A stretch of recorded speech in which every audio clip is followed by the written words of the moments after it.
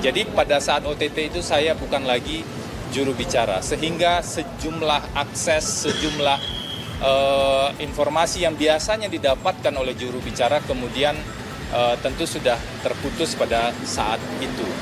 Yang pertama, saya tidak pernah menangani perkara ini baik di tahapan Dumas, penyelidikan, penyidikan, penuntutan ataupun persidangan selama saya berada di KPK.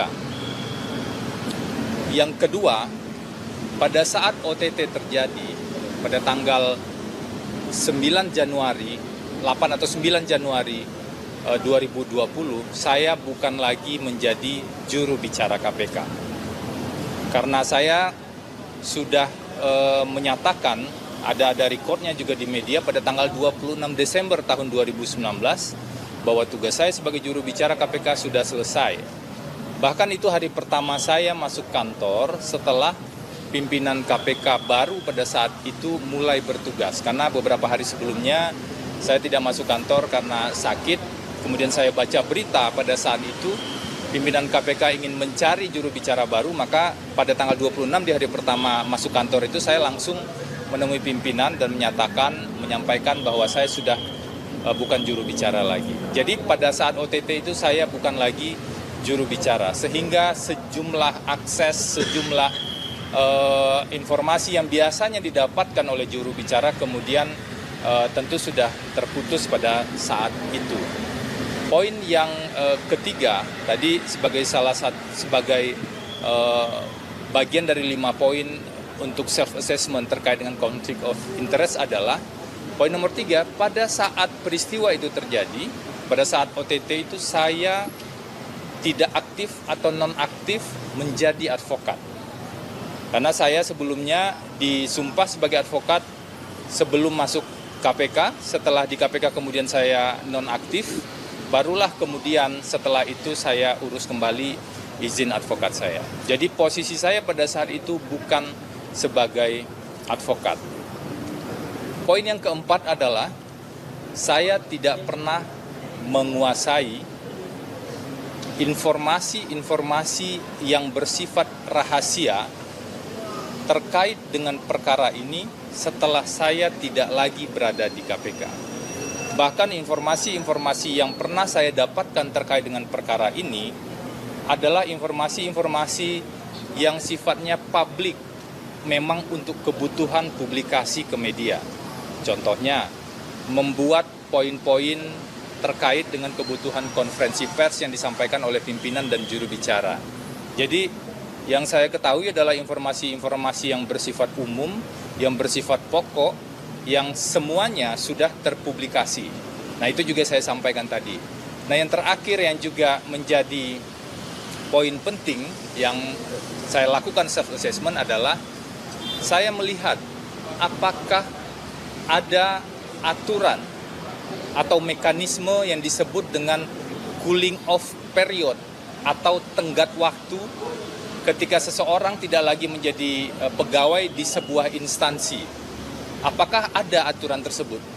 Aturan soal cooling off period ini biasanya adalah aturan-aturan yang memberikan batas waktu kapan atau sampai kapan seseorang pegawai atau seorang pejabat tidak boleh melaksanakan pekerjaan terkait dengan mantan kantornya. Nah, di KPK tidak ada aturan tersebut. Saya sudah cari itu. Seingat saya pada saat itu ada wacana mengatur soal cooling off period ini. Namun sebagai bentuk kehati-hatian, itikat baik saya dan kemudian kesungguhan saya melihat aturan itu, saya mencoba menggunakan metode komparasi dan melihat aturan di instansi lain. Saya menemukan ada Permen PAN RB yang mengatur soal cooling off period itu dalam waktu 2 tahun. Jadi misalnya kalau si A itu pegawai di KPK, maka dalam waktu 2 tahun ke depan dia tidak boleh mengurusi pekerjaan-pekerjaan yang terkait dengan pekerjaan dia sebelumnya di KPK. Jadi 2 tahun waktunya menurut aturan Permen PAN RB. Kemudian saya cek juga di standar internasional, ada rekomendasi dari Basel Institute yang mengatakan waktu cooling off period adalah selama 18 bulan. Nah, sementara kalau dibandingkan dengan perkara ini, saya sudah pamit dari KPK sekitar Oktober 2020 dan baru menangani perkara ini di tahap persidangan yang sedang berjalan ini pada bulan Maret tahun 2025. Jadi sesungguhnya jaraknya jauh sekali, lebih dari 4 tahun. Nah, berdasarkan 5 aspek itulah, di self-assessment itulah kemudian saya memutuskan untuk mendampingi Pak Hasto. Mendampingi Pak Hasto ini tentu saja bukan membenarkan kalau memang ada yang salah ya, tapi menguji semua fakta yang ada di berkas perkara di forum persidangan yang terbuka untuk umum. Nah, terakhir ini juga perlu saya sampaikan, saya juga menyampaikan pada saat peristiwa OTT tersebut terjadi, saya memang diminta untuk membantu, karena saya di Humas ya, untuk membantu menyiapkan konferensi pers dan poin-poin pokok yang disampaikan ke media. Jadi saya hadir di rapat yang terkait dan kemudian fokus saya adalah bagaimana agar informasi tersebar pada teman-teman media secara cukup, proporsional, tetapi lengkap untuk akuntabilitas pada publik. Jadi begitu ya, itu yang bisa saya sampaikan. Intinya kurang lebih dalam proses pemeriksaan dan diskusi yang terjadi. Jadi banyak diskusi tentang peran-peran advokat tadi, dan itu saya jelaskan. Tentu dari perspektif undang-undang advokat, kemudian aturan-aturan yang terkait dan praktik-praktik yang terkait. Saya pikir itu dulu yang bisa saya sampaikan. Ini aja, tanya sederhana aja. Kliknya dari mana? Dari Mas Hasto bisa Anda ke saksi Harun Masiku? Apakah ketika Anda menjadi seorang advokat atas klien Pak Hasto, diduga penyidik KPK mengetahui banyak terkait informasi yang dimiliki Mas Hasto, khususnya terkait Harun dan yang lainnya? Apakah itu yang diduga kuat menjadi pemikiran penyidik sehingga harus mengkonfirmasi ke Anda soal HM dan Doni? Tidak ada konfirmasi tentang Harun Masiku ke saya.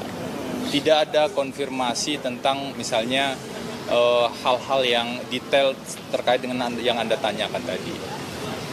Yang ditanya ke saya lebih terkait dengan pelaksanaan tugas saya sebagai advokat. Tentu saja dihubungkan dengan karena pada bulan Januari tahun 2020 tersebut saya masih pegawai KPK, tapi bukan lagi juru bicara KPK.